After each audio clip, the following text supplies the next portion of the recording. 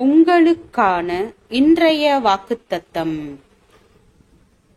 உன் கர்ப்பத்தின் கனியை உன் சிங்காசனத்தின் மேல் வைப்பேன் என்றும், உன் குமாரர் என் உடன்படிக்கையையும் நான் போதிக்கும் என் சாட்சிகளையும் காத்து நடந்தால் அவர்கள் குமாரரும் என்றென்றைக்கும் உன் சிங்காசனத்தில் வீற்றிருப்பார்கள் என்றும் கர்த்தர் தாவீதுக்கு உண்மையாய் ஆணையிட்டார்.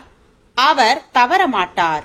கர்த்தர் சீயோனை தெரிந்து கொண்டு அது தமக்கு வாசஸ்தலமாகும்படி விரும்பினார். இது என்றென்றைக்கும் நான் தங்கும் இடம். இதை நான் விரும்பினபடியால் இங்கே வாசம் பண்ணுவேன். அதன் ஆகாரத்தை நான் ஆசீர்வதித்து வருவேன். அதன் ஏழைகளை நான் அப்பத்தினால் திருப்தியாக்குவேன்.